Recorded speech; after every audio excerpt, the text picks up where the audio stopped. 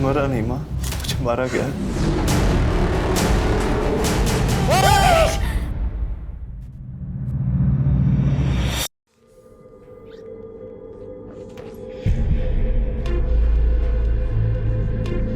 करिश्मा!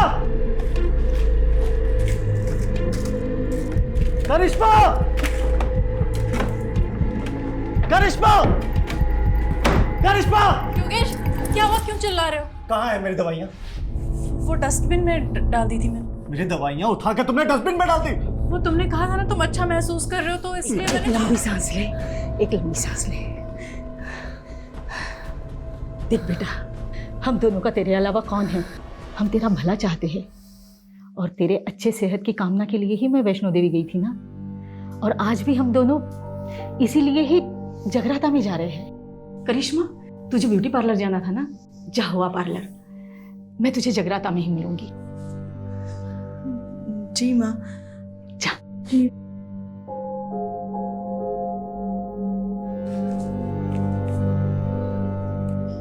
Take rest Yogesh. झूठी।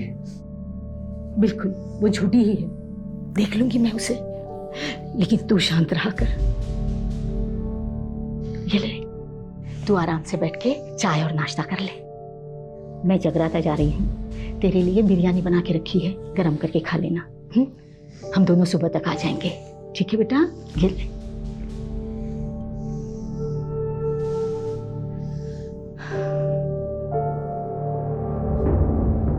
सब झूठ है, सब।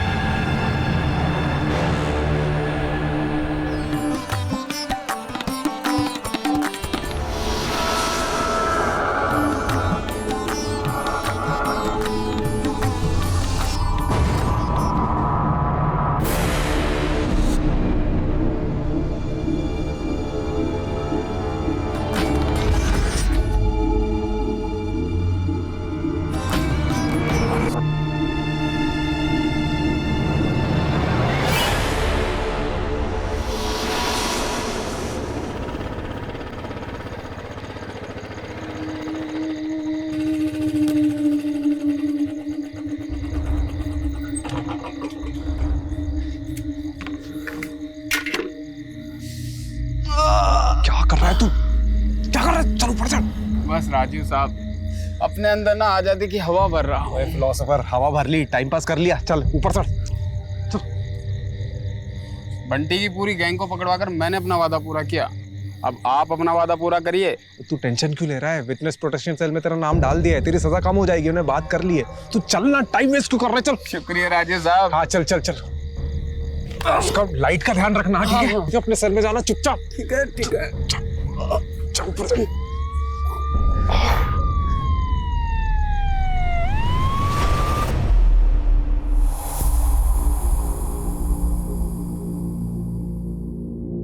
एक क्रिमिनल को पकड़ने के लिए दूसरे क्रिमिनल को जेल से भगा दिया। आई एग्री सर, राजीव ने जो किया वो गलत था, लेकिन आप उसका रिजल्ट भी तो देखिए सर। बंटी जो 2 साल से फरार था, हमारे हाथ नहीं आ रहा था, ओनली बिकॉज ऑफ राजीव वो आज हमारी कस्टडी में है। आप राजीव को बुलाइए। Sir. Sir. Relax. Thank you sir. Rajiv तुम्हें सस्पेंड नहीं कर रहे हैं, लेकिन अगले 1 महीने के लिए तुम कंट्रोल रूम में पोस्टेड रहोगे। But sir. डिसीजन लिया जा चुका है, please don't argue. But sir मैं तुम आज ही कंट्रोल रूम ज्वाइन करोगे। सर मैं मानता हूँ कि मैंने कानून तोड़ा है, लेकिन आप ही बताइए, अगर एक एम्बुलेंस इमरजेंसी में सिग्नल तोड़ती है तो क्या आप एम्बुलेंस के ड्राइवर पर कानून तोड़ने का चार्ज लगाएंगे? हाँ, मेरा तरीका गलत हो सकता है, लेकिन मेरा इरादा बिल्कुल भी नहीं सर। जय हिंद सर।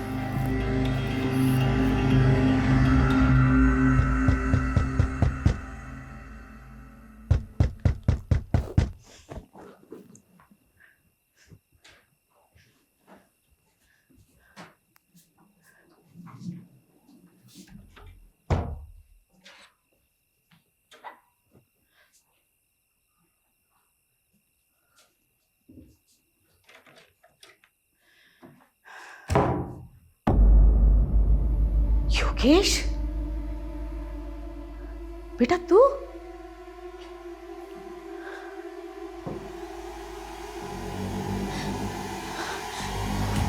मरा नहीं माँ, मुझे मारा गया। योगेश, योगेश, योगेश। माँ, फिर से बुरा सपना देखा?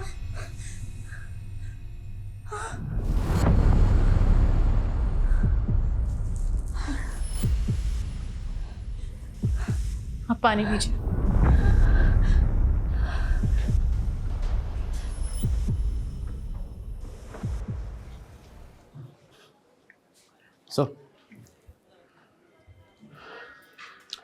सॉरी सर, शिवा को पकड़ने का प्लान हम दोनों का था और सज़ा भी हम दोनों को ही मिलनी चाहिए थी।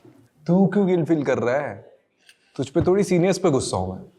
ये पटक दिया कंट्रोल रूम में, उससे अच्छा सस्पेंड ही कर देते। सर, आपकी माताजी आई है।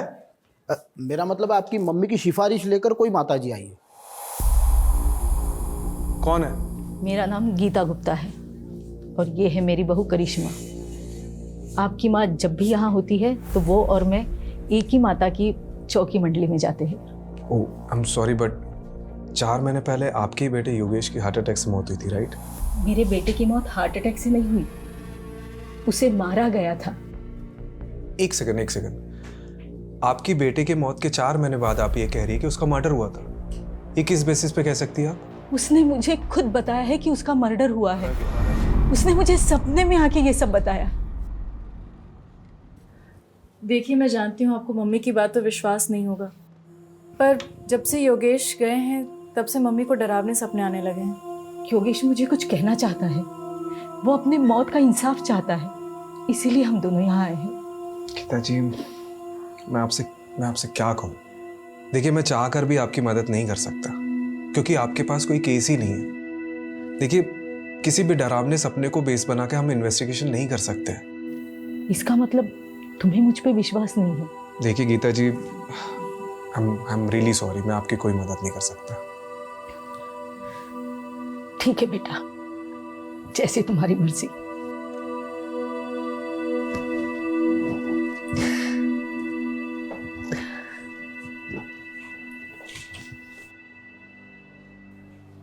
आंटी जी की कहानी काफी फिल्मी थी।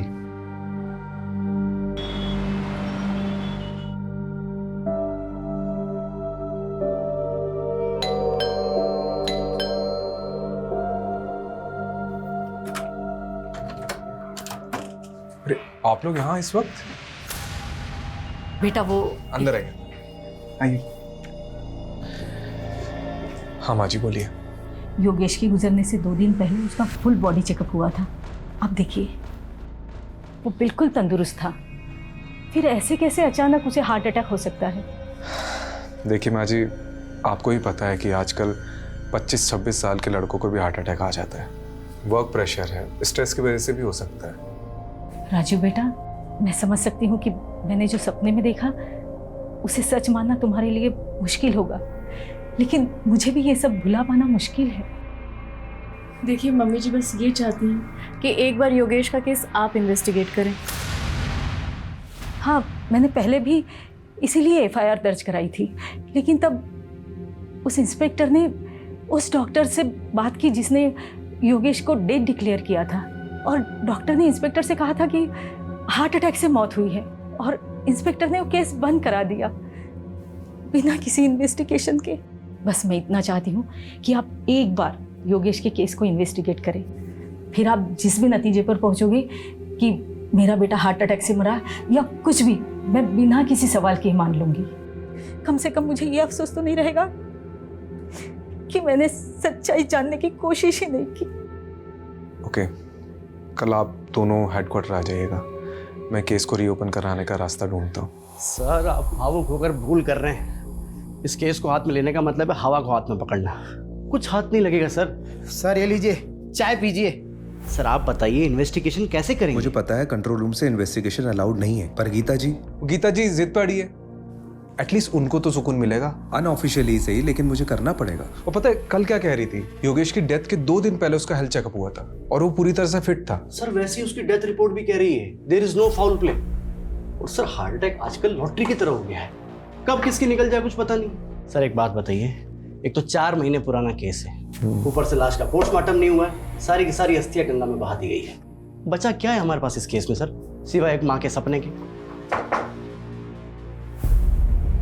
आइए गीता जी, शुरू से शुरू करते हैं।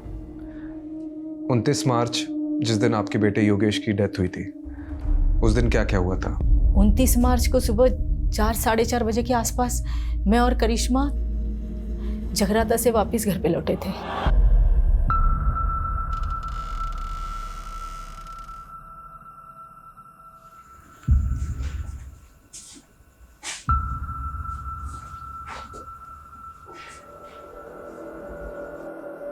योगेश, योगेश,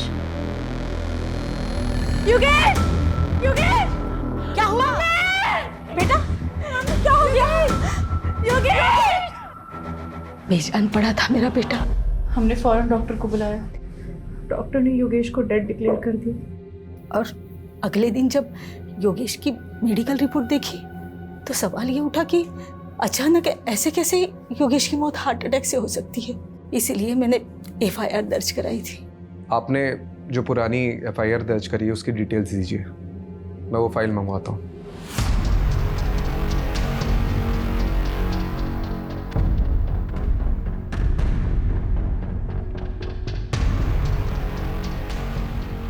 केस रीओपन हो रहा है, इसलिए योगेश के इंश्योरेंस क्लेम पास होने में थोड़ा वक्त लगेगा, लेकिन तुम्हें पैसों की चिंता करने की कोई ज़रूरत नहीं। मैं तुम्हें हर महीने। माँ प्लीज़, मुझे पैसे की ज़रूरत नहीं है, आप खाना खाइए।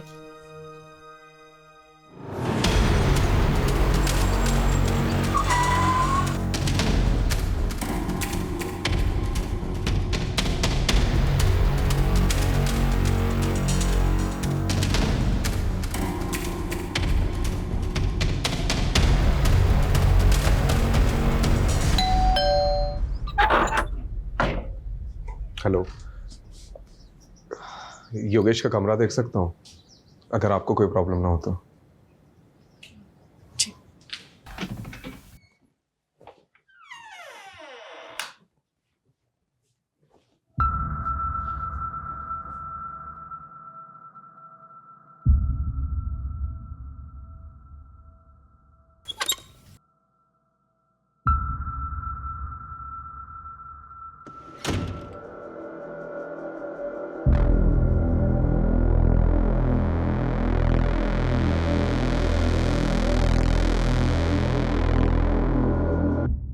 ये दोनों मेरे पोते हैं, युवराज और योहान, दून स्कूल में पढ़ते हैं।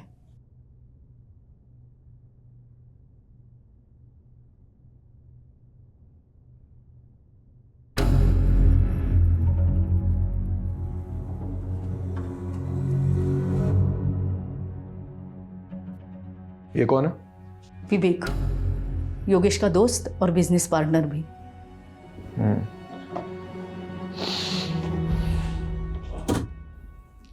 ये लैपटॉप किसका है? योगेश का। करिश्मा जी, आपके पास योगेश की कोई फोटो होगी उस दिन की जिस दिन उसकी डेथ हुई? मेरे बेटे युहान ने अपने भाई के लिए लिया था। युवराज का बोर्ड एग्ज़ाम था, इसलिए वो अपने पापा को आखिरी बार देखने नहीं आ पाया था। योहान से कांटेक्ट करके वो फ़ोटो मुझे भेज दीजिए। और भी कोई वीडियोस या फ़ोटोज़ लिए गए होंगे विधि के समय तो वो भी भेज दीजिएगा। मैं ये लैपटॉप और हार्ड डिस्क लेके जाता हूँ, कुछ इन्फॉर्मेशन मिल सकती है।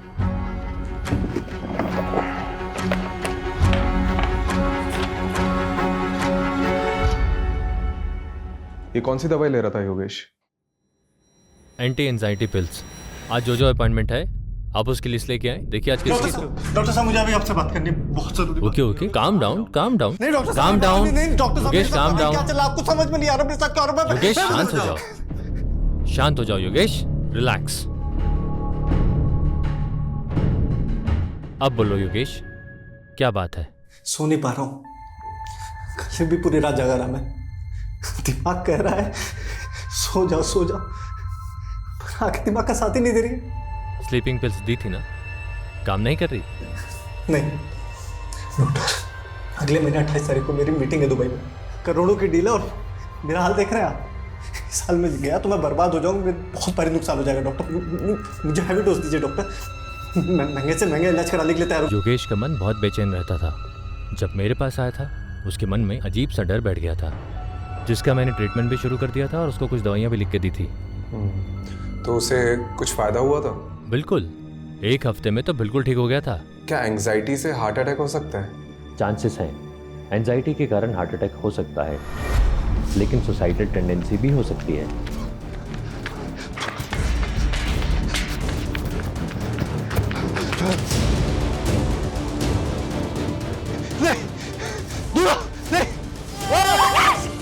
योगेश! योगेश! माँ, फिर से बुरा सपना देखा?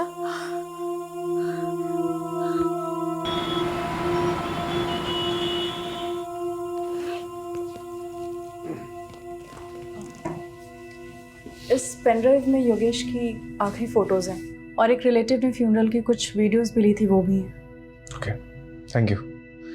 वैसे उस रात जब आप दोनों जगराता के लिए चले गए थे तो योगेश से मिलने आया था कोई, या कुछ अजीब हुआ था उस रात?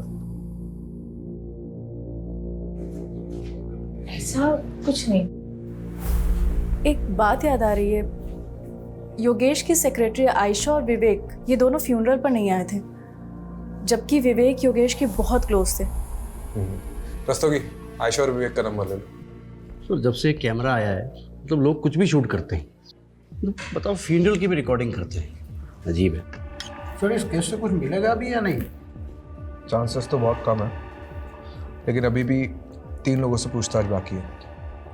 एक विवेक, योगेश का बिजनेस पार्टनर, और दूसरी आयशा, उसकी सेक्रेटरी। तीसरा कौन है सर? योगेश के घर का वॉचमैन बबलू, क्योंकि गीता जी और करिश्मा के जाने के बाद क्या हुआ उसी को पता होगा। देखते हैं वॉचमैन ने कितनी वॉच रखी घर पे। ये कितनी गाड़ियाँ?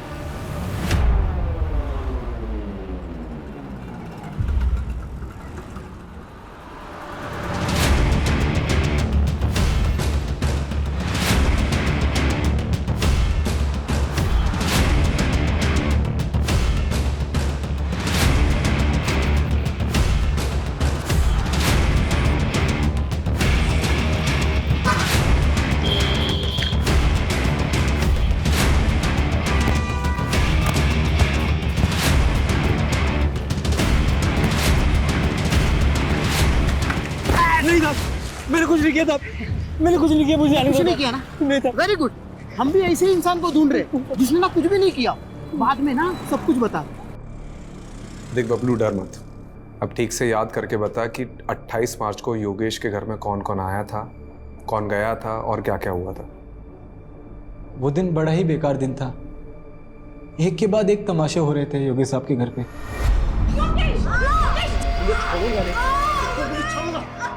एक गीता जी आई, उन्होंने योगेश साहब को समझाया।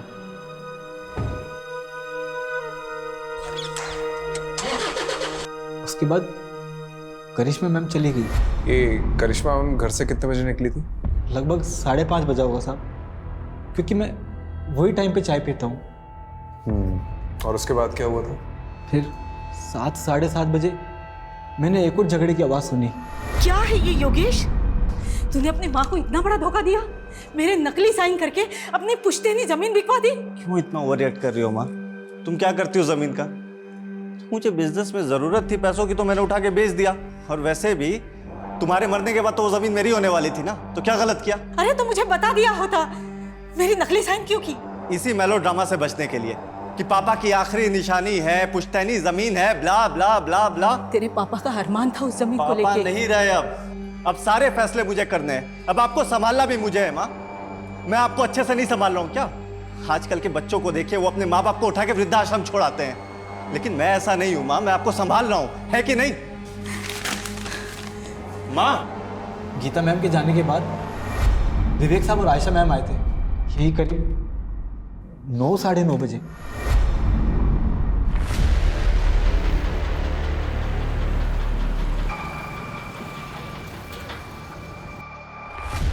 विवेक सर और आयशा मैडम जी जब आए तब घर के अंदर जाने से पहले दोनों काफी देर तक कार में कुछ बातें कर रहे थे।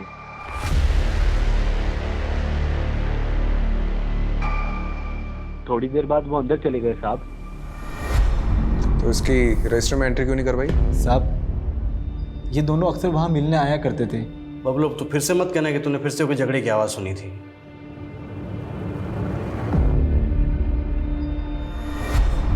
योगेश बहुत हो गया तेरा। मान ले मेरा प्रपोजल, मैं तंग आ गया हूँ तेरी जिद से। तंग तो मैं आ गया हूँ, हर बार तेरी वजह से मुझे घाटा हुआ है। अबे गधा है तू, एक नंबर का गधा। और सुन ली मैंने तेरी बकवास। तू मुझे अपना डिसीजन बता कि तू है या नहीं मेरे साथ। नहीं हूँ, बोल अब क्या करेगा बोल। काम डाउन, इधर बैठो तुम। सिट। सर आप भी बैठिए।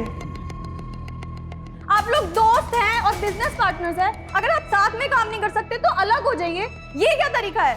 आयशा मैडम ने बात को संभाल लिया, फिर दोनों शांत होकर बैठ गए। थोड़े टाइम बाद आयशा मैम वहाँ से चले गए और फिर ठीक आधे घंटे बाद विवेक साहब भी वहाँ से चले गए गाड़ी में बैठकर। उसके बाद कोई नहीं आया साहब। कोई आया नहीं है? तूने देखा नहीं? साहब 12 बजे मैं सोने चला जाता हूँ, उसके बाद कोई आएगा भी तो कैसे पता लगेगा मुझे? ये सब तूने गीता जी और करिश्मा को बताया था? नहीं साहब, किसी ने पूछा नहीं तो सामने से जाके क्या बताता साहब। वैसे योगी साहब बहुत अच्छे इंसान थे साहब, दिलदार थे। अरे बबलू जी साहब। कोई वो तो कुछ नहीं साहब, बस वो। ये लो 1 लाख रुपए पूरे तुम्हारी माँ के इलाज के लिए, अच्छे से करवाना। शुक्रिया साहब, मैं ये रकम आपको जल्दी ही 1 साल में वापस लौटा दूंगा साहब। मेरे पैसे मेरे अपने ही खा जाते हैं। मजाक कर रहा हूँ, पैसे लौटाने की कोई जरूरत नहीं, ठीक है? शुक्रिया साहब, बहुत बहुत शुक्रिया। आपको ये सब सच लग रहा है सर? मुझे तो ये सब कहानी लग रही है। नहीं रस्तोगी जी, मुझे सिर्फ ये कहानी नहीं लग रही है, इसमें कुछ ना कुछ तो सच्चाई है। जी सर, आप सही थे। काफ़ी सारी नई चीज़ें निकल कर आई है इसमें। पता है मैंने ये सोचा भी नहीं था कि ये केस ऐसे पलटेगा। पहले तो ये सिंपल हार्ट अटैक का केस लग रहा था, लेकिन अब 3 सस्पेक्ट सामने आए। पहला तो वो विवेक, योगेश का बिजनेस पार्टनर। जी सर, वो आखिरी इंसान जो योगेश के घर से बाहर निकला था। हाँ सर हो सकता है आयशा मैडम भी मिली हुई हो सकता है, क्योंकि आयशा और विवेक योगेश के फ्यूनरल पे नहीं गए थे, और ऊपर से करिश्मा ने जो विवेक का नंबर दिया है वो भी स्विच ऑफ आ रहा है। दूसरा सस्पेक्ट एक करिश्मा हो सकती है, क्योंकि इसके योगेश से बहुत ज़्यादा झगड़े होते थे। सर तो फिर ये तीसरा सस्पेक्ट कौन हो सकता है? योगेश की माँ हैं? गीता गुप्ता। एक हो सकता है उन्हें जो भी सपने आ रहे हैं वो कहीं ना कहीं उनके ही अंदर का गिल्ट है, जो उनको चैन से सोने नहीं दे रहा है। लेकिन सर वो खुद ये केस रीओपन करवा के अपने लिए मुसीबत क्यों खड़ी करेगी? कमलेश, उन्हें भी यही लग रहा हो कि हम भी यही सोचकर बैठे रहेंगे और उन पर डाउट नहीं आएगा, इसलिए वो खुद सामने से आई और केस को रीओपन करवाया। हाँ, नहीं बताया मैंने योगेश और मेरे झगड़े के बारे में, लेकिन इस झगड़े से योगेश की मौत का कोई लेना देना नहीं है। देखिए, लेना देना है या नहीं है वो तो इन्वेस्टिगेशन के बाद ही पता चला। खैर, आपने हमें पहले कुछ बताया नहीं है तो अभी बता दीजिए। उस रात तेरे पापा का अरमान था उस जमीन को पापा लेके। नहीं रहे अब सारे फैसले मुझे करने हैं। अब आपको संभालना भी मुझे है। माँ आपको बुरा तो लगा होगा योगेश किस बर्ताव से। मेरा बेटा गुस्से में कुछ भी बोल देता था, लेकिन वो दिल से बुरा नहीं था। उस दिन जब मैं बाहर गई थी तो उसने मुझे थोड़ी देर बाद मैसेज किया था। हाँ, ये देखिए।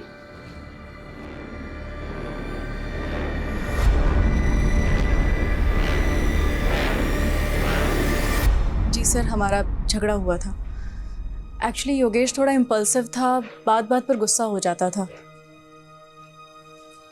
तो आप इस रिश्ते में सिर्फ अपने बच्चों की वजह से थी? सर माना कि उनमें कमियां थी, वो कुछ भी बोल देते थे, पर वो दिल के बुरे नहीं थे सर। तो उस रात आपको भी सॉरी मैसेज आया होगा? जी कुछ नहीं, आगे क्या हुआ? सर उसके बाद मैं पार्लर गई और 8 बजे के आसपास मैं मम्मी जी से जगराते में मिली। हाँ, जगराता में करिश्मा पूरा वक्त मेरे साथ में ही थी। मुझे समझ नहीं आ रहा मुझे यहाँ क्यों बिठा के रखा है। आयशा जी, राजीव सर के पास टाइम कम है और डंडे ज़्यादा। ये देख रही हैं हम श्वेता जी को, इनको डंडा देकर आपके पीछे लगा देंगे। देखिए, आपके बॉस योगेश का पार्टनर विवेक फरार है, अब उसको तो हम पकड़ लेंगे। आप बस सिर्फ इतना बता दीजिए कि 28 मार्च को जब आप योगेश के घर पर गई थी तो योगेश और विवेक के बीच में झगड़ा हो रहा था, वो किस बात को लेकर हो रहा था? कमलेश, जी सर। कुछ बोला इसने? हाँ सर, बोलने वाली है ना। सर, विवेक और योगेश सर ने मिलकर एक प्रॉपर्टी खरीदी थी जीवन नगर में। विवेक चाहता था कि वहाँ की झोपड़ियों को तुड़वाकर जल्दी से जल्दी काम शुरू किया जाए और वहाँ पर कब्जा कर लिया जाए, लेकिन योगेश सर चाहते थे कि ये सब लीगली हो। बस इसी बात पर इन दोनों में झगड़ा हो गया था। योगेश! विवेक, calm down। इधर बैठो तुम। सिट। सर, आप भी बैठिए। आप लोग दोस्त हैं और बिजनेस पार्टनर्स हैं। अगर आप साथ में काम नहीं कर सकते तो अलग हो जाइए। ये क्या तरीका है? आयशा जी, आपको क्या लगता है ये विवेक ने वाकई में योगेश का मर्डर किया होगा? सर, मुझे नहीं पता। उस दिन मेरी माँ बीमार थी और वो हॉस्पिटल में एडमिट थी और मुझे उस दिन जल्दी निकलना पड़ा था। लेकिन हाँ, जिस दिन हम योगेश सर के घर जा रहे थे तब विवेक बहुत गुस्से में था। इसके सर पे ना सच्चाई का भूत सवार है। एक जमीन के लिए इतना वेट नहीं कर सकता मैं। देखो विवेक, तुम्हें योगेश सर से थोड़े ठंडे दिमाग से बात करनी चाहिए। क्या ठंडे दिमाग से बात करूं मैं? अच्छा, एक बात बताइए, कहीं आपने तो छुपा के नहीं रखा है विवेक को? नहीं सर, ये आप क्या कह रहे हैं? देखिए आयशा जी, अगर आप हमारी मदद नहीं करेंगी तो हम भी आपकी मदद नहीं कर पाएंगे। जो भी जानती है वो सीधा सीधा बता दो, वरना ये। अच्छा, ये श्वेता के बारे में पता है? अच्छे से बता दिया सर। मिलना चाहोगी?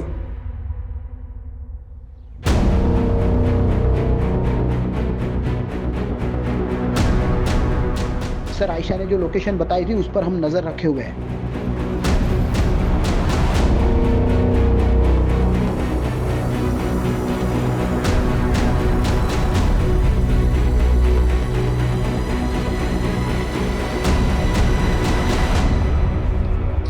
विवेक,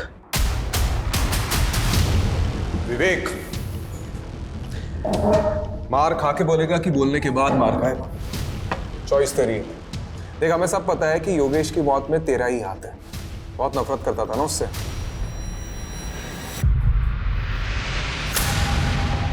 कितने? 12 लाख रुपए। और ब्याज कर मिलाकर कितने देने तेरे को? 15 लाख रुपए चोपड़ा को। चले, एक बार मार्केट से पैसा उठाने से पहले मुझसे पूछ तो लिया होता। इस साले ने अपनी गाड़ी तक बेच दी। अब तुम शांत। चुप, कोई नहीं बीच में बोलेगा। योगेश, माँ, आप भी चुप, एकदम चुप माँ। इससे गलती हुई है और इसे इसकी गलती की सजा मिलनी चाहिए। क्यों साले, है ना? यह है तेरी गलती की सजा। नई गाड़ी तेरे लिए। पर योगेश, अरे रख, चोपड़ा को मैंने आधे पैसे दे दिए हैं और आधे उसको तू देगा, ठीक है? और अब ये सब सारी चीजें खत्म कर और चुपचाप मेरे साथ बिजनेस में आ जा। चुप, चल आ जा। सर मैं क्यों उसे मारूंगा? योगेश और मैं तो भाइयों की तरह थे। हाँ, हम दोनों साथ में बिजनेस करते थे, लेकिन हम दोनों की सोच अलग थी, इसलिए हम दोनों के बीच में झगड़ा होता रहता था। मैं तो उसे कभी मारने का सोच भी नहीं सकता। आज मेरे पास जो कुछ भी है वो सब योगेश का ही तो है। भाई मानता था ना उसे, तो उसके फ्यूनरल पे क्यों नहीं गया? सर, उस रात हमारे बीच में बहुत झगड़ा हुआ था और जब मुझे पता लगा कि उसी रात उसे हार्ट अटैक आया तो मुझे लगा कि सब कुछ मेरी वजह से हुआ है। मैं बहुत गिल्ट में था सर, इसलिए नहीं गया। गिल्टी तो हम भी मान रहे हैं। उस रात को योगेश के सर पे फ्लावर वास फोड़ने वाला था ना तू। आयशा ने हमें सब कुछ सच बता दिया है। नहीं सर, मैं ऐसा क्यों करूँगा? हाँ, हमारे बीच उस रात को बहुत झगड़ा हुआ था, लेकिन आयशा के जाने के बाद मैंने और योगेश ने दिल खोलकर बातें की थी और सर उसने मुझे अपनी तकलीफ के बारे में बताया था। कैसी तकलीफ?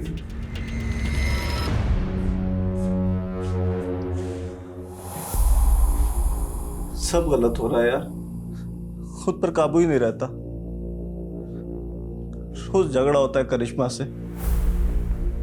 आज भी मैंने उसको बहुत भला बुरा बोला, बहुत झगड़े हुए, लड़ाई हुई, माँ को भी नहीं छोड़ा यार। अपनी इन्हीं हरकतों की वजह से मैंने बच्चों को यहाँ से दूर किया। लेकिन यार तू तो बता रहा था कि डॉक्टर अग्रवाल की दवाइयाँ तेरे पर काफ़ी असर कर रही है। जिस दिन लेता हूँ तब तक असर करती है और जिस दिन नहीं लिया तो। तू टेंशन मत ले, मैं ना एक साइकेट्रिस्ट को जानता हूँ। मैं बात करता हूँ ना तेरे लिए, तू रिलैक्स कर। मुझे पता है तुझे बेस्ट रिलैक्स कराने का तरीका। एक मिनट रुक।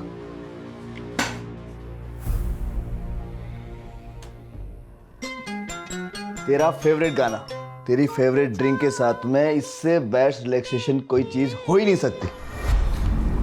सर जब मैं वहां से निकला तो योगेश बहुत अच्छे मूड में था और उसका मेरे जाने के बाद में मुझे टेक्स्ट भी आया। तेरे जैसा यार कहाँ ऐसा याराना। सर अगर मुझे पता होता कि ये सब कुछ होने वाला है तो मैं वहां से जाता क्यों। ठीक है, तुम जा सकते हो, लेकिन हाँ, शहर छोड़ के जाने की सोचना भी नहीं। ठीक है सर।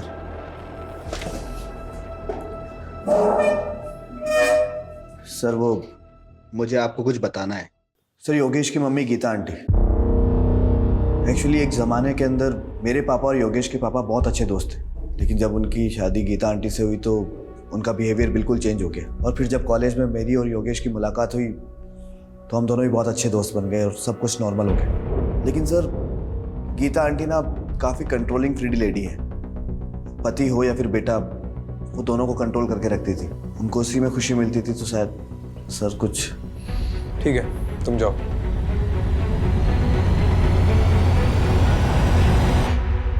सर वो हार्ड डिस्क ओपन हो गया है। कुछ मिला? सर अभी तो देखना शुरू किया है, बहुत सारे वीडियो है। हेलो, हाँ ठीक। सर कोई बाबा का एड्रेस मिला है जिससे योगेश कोई शक्तिवर्धक दवाई लेता था। शक्तिवर्धक दवा? और ये बाबा कौन है? ये बालक योगेश हमारी औषधियां ग्रहण करता था साहब। कैसी औषधि? बहुत दुर्लभ औषधि हैं और बहुत कीमती भी। ऐसी क्या खास बात है इस औषधि में? ये औषधि मानव को महामानव बनाती है साहब। खाते ही व्यक्ति के शरीर में ऊर्जा का संचार होने लगता है। ऐसे मान लो कि जैसे 10-10 हाथियों की शक्ति उसके अंदर आ गई हो। बहुत अद्भुत औषधि है साहब, बहुत अद्भुत। अरे यार कितनी वीडियो है रे बाबा। योगेश के लैपटॉप से कुछ मिला? अरे सर देखते देखते मेरी आंखें बटन हो गई। अभी भी कम से कम 20 वीडियो है। जितने भी वीडियो देखे ना सबके सब वेकेशन और प्रेजेंटेशन के थे। फिर भी सर ट्राई करता हूँ।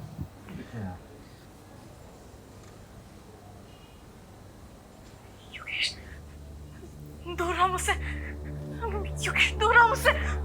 योगेश मुझे प्लीज, योगेश दूर रहो मुझसे। सर एक मिनट, ये सुनिए।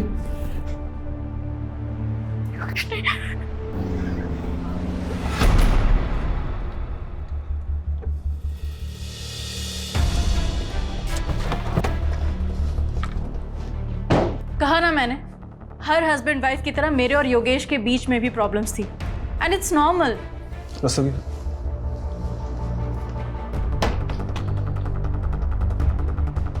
दूर रहो मुझसे, योगेश दूर रहो मुझसे। ये सब आपको नॉर्मल लगता है? योगेश नहीं। I can't believe it. वो ये सब शूट भी करता था। परवर्ट। देखिए, ये वीडियोस कभी भी बाहर नहीं आएंगे, लेकिन योगेश की मौत का सच हम बाहर ला कर रहेंगे। और इसके लिए आपका सच बोलना बहुत ज़रूरी है। हमें पता चला है कि योगेश किसी बाबा से शक्तिवर्धक दवाइयाँ लेता था। हाँ, योगेश की अजीब सी फैंटेसीज थी। जब हम दोनों अकेले होते थे ना घर में, तो ऐसा लगता था उसकी फैंटेसीज को पंख लग गया हो। वो अजीब बिहेव करता था। करिश्मा ये ट्राई करते हैं, है ना? पागल हो गए हो क्या? This is so wild. बिल्कुल भी नहीं। करिश्मा कसम से एक्सट्रीम तक नहीं जाएंगे हम। पति था मेरा, मैंने उसकी बात मान ली। लेकिन योगेश उस दौरान इतना वहशी हो जाता था, एकदम हैवानियत पे उतर आता था, जैसे मैं उसकी बीवी नहीं कोई शिकार हूँ। योगेश प्लीज, योगेश दूर हो मुझसे। डरो मत करिश्मा। पेन में एक अजीब प्लेजर मिलने लगा था उसे। और फिर एक दिन, योगेश क्या हो गया तुम्हें? सॉरी करिश्मा, पता नहीं मुझे क्या हो जाता है। मैं कैसे ऐसा कर सकता हूँ? मैं कैसे तुम्हें मार सकता हूँ? योगेश, ये सब वो दवाइयों का असर है ना? मैं काबू हो जाता हूँ। मैं प्लीज सेव मी। मुझे खुद को योगेश से बचाना था, साथ ही साथ योगेश को योगेश से बचाना था, इसलिए मैं हर वो चीज़ हटा देती जो उसके लिए जानलेवा हो सकती थी। सीजर, नाइफ, स्क्रू ड्राइवर, सब कुछ। तो ये सब आपने गीता जी को बताया? नहीं, प्लीज़ आप उन्हें कुछ मत बताइएगा, उन्हें बहुत दुख पहुंचेगा। And it's my request, please. इतना सब होने के बाद भी आपने योगेश से कभी तलाक लेने के बारे में नहीं सोचा? माना कि योगेश ने पिछले 1 साल में मुझे बहुत तकलीफ दी थी, पर 15 साल का रिलेशन था हमारा, और ये 15 साल हमने हंसी खुशी बिताए। वो मेरा पति था, मेरे बच्चों का पिता। आप ऐसा सोच भी कैसे सकते हैं? देखिए, मेरा इरादा आपको हर्ट करने का नहीं था।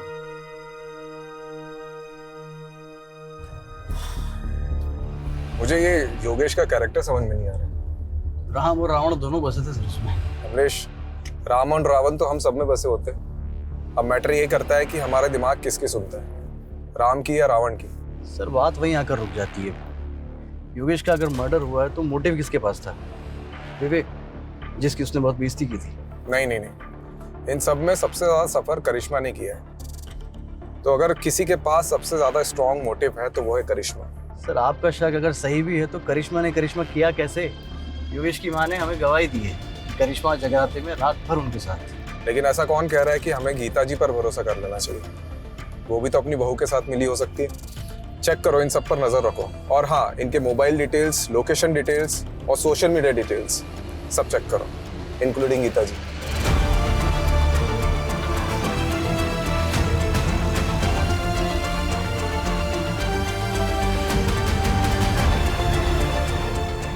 एटर्नल लव 50-50 क्या नाम है?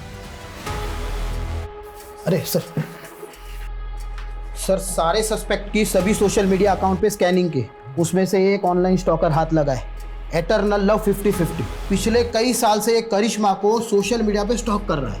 2 साल पहले भी इसने करिश्मा को कुछ मैसेजेस किए थे। सर जब ये करिश्मा कॉलेज में थी ना तो मिस दिल्ली रह चुकी थी। तू क्या इतने सालों बाद ये फिर से आ गया? कुछ भी? अरे सर ऐसा ही है, ये स्टॉकर ने कितनी बार करिश्मा को प्रपोज भी किया था, पर कुछ टाइम बाद करिश्मा के डांटने पर इसने मैसेजेस करना बंद कर दिया। इसका प्रोफाइल तो देखो, है कौन ये? लगता है ये HNF जिम का मेंबर है। रस्तोगी, ये जिम के मेंबर्स की लिस्ट निकालो। कितने लोग हैं? 5000 के आसपास लोग हैं। मेरे गांव से भी ज्यादा लोग तो तुम्हारी जिम में हैं।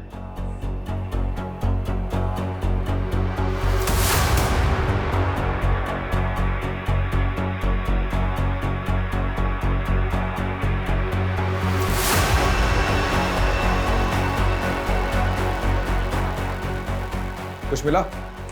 सर पूरा का पूरा कच्चा चिट्ठा मिला है। ये देखिए, हमने ये जिम मेंबर्स की लिस्ट देखी थी और इसमें जो ये नंबर्स दिए गए इन सब के लोकेशन को हमने मैच किया। उनमें से सर ये एक नंबर मर्डर वाली रात उसी एरिया में एक्टिव था। रात को 1 बजे इस नंबर पर पहले कॉल आया और उसके बाद एक मैसेज। ये नंबर एटर्नल लव का है? सर इस नंबर की हमने और डिटेल्स निकाली तो इसकी ब्राउजिंग हिस्ट्री से पता चला कि ऑनलाइन इसमें कोई बारे में सर्च किया गया था। हो सकता है इसका इस्तेमाल योगेश के हार्ट को जमाने के लिए किया गया हो, ताकि नेचुरल डेथ की आड़ में मर्डर को छुपाया जा सके। ये नंबर किसके नाम पर रजिस्टर्ड है? हाँ मैं आ रही हूँ, लेकिन आप बताएंगे बात क्या है? बैठ। देखिए आप ये ठीक नहीं कर रहे हैं, आप मुझे ऐसे जबरदस्ती नहीं रख सकते। ओह, तू कुछ नहीं बोलेगा ना तब भी तू फंस चुका है। एटर्नल लव, क्योंकि तेरे साथी ने सब कबूल कर लिया है। मुझसे गद्दारी? गद्दारी नहीं, समझदारी की उसने। अब तू डिसाइड कर तुझे क्या करना है।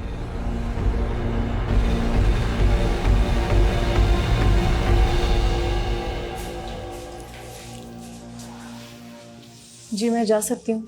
अरे रुकिए, पहले ये वीडियो देख लीजिए।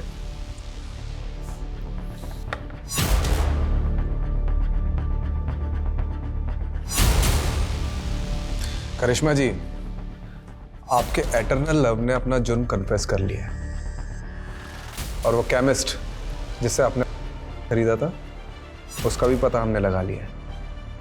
मेडिकल से खरीदा था ना, तो ढूंढते ढूंढते पैर दर्द करने लग गए मेरे। करिश्मा जी, अब तो कन्फेस कर लीजिए, थोड़ी सजा कम हो जाएगी। सब कुछ ठीक होता, लेकिन माँ को सपने आने लगे। सपने में योगेश दिखने लगा। उन्होंने पुलिस स्टेशन आने का मन बना लिया। इसलिए मजबूरन मुझे भी उनके साथ आना पड़ा ताकि उन्हें मुझ पर कोई शक ना हो। करिश्मा, अगर तुमने सब कन्फेस नहीं किया होता ना तो हम लोग बच जाते। कोई सबूत नहीं थे इन लोगों के पास। आकाश, तुमने पहले कन्फेस किया, इसलिए मेरे पास कोई रास्ता नहीं बचा। झूठ मत बोलो, देखा था मैंने तुम्हें इस लेडी कांस्टेबल को अपना कन्फेशन लिखाते हुए। बेवकूफ, मैं बस उसे इन्फॉर्मेशन दे रही थी। अरे लवबर्ड्स, झगड़े क्यों कर रहे हो? हाँ, तुम दोनों की थोड़ी गलती है। वो तो हमने प्लान किया था तुमसे सच उगलवाने के लिए। करिश्मा जी ने एक दूसरा नंबर भी ले रखा था जिसके बारे में हमें नहीं बताया, और उस नंबर की लोकेशन रात को 1 बजे योगेश के घर की थी। उस नंबर से हमें और भी इंफॉर्मेशन मिली है, लेकिन ये भी जरूरी था कि तुम दोनों अपने मुंह से उगलो।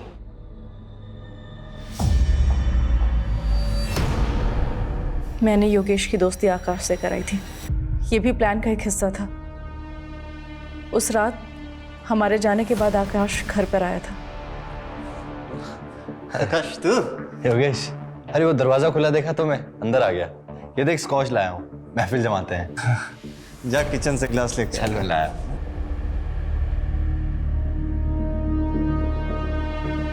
प्लान ड्रिंक में ब्लड थिकर मिलाकर पिलाने का था ताकि किसी को शक ना हो।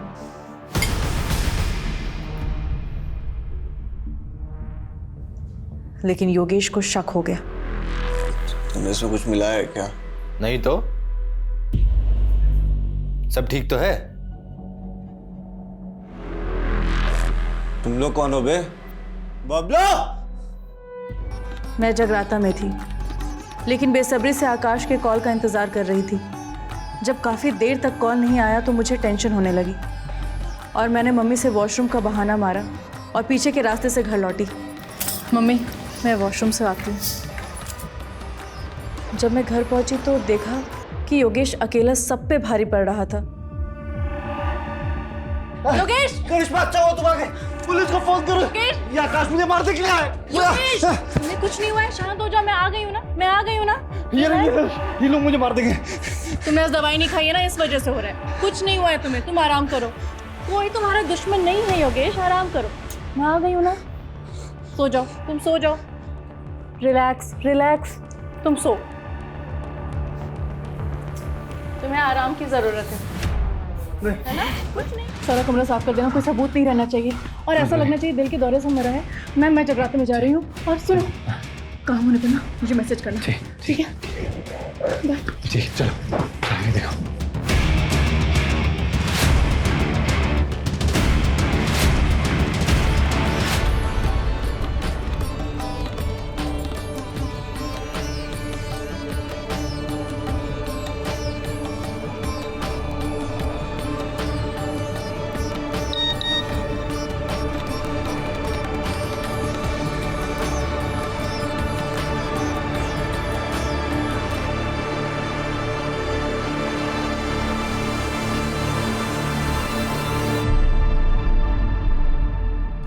आकाश के साथ दोनों लोग कौन थे? शैलेंद्र और रामानाथ मामूली से चोर थे। आकाश ने उन्हें पैसे दिए थे इस काम के लिए। लेकिन एक बात समझ में नहीं आ रही है, तुम लोग अंदर कैसे घुसे? वो वॉचमैन बबलू, उसको पैसे देते और बोला था चुपचाप जाके अंदर सो जा।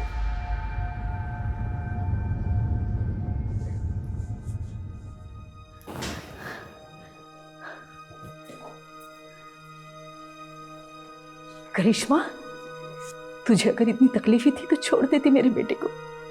जान से मारने की क्या जरूरत थी? कमलेश, रस्तोगी, चलो।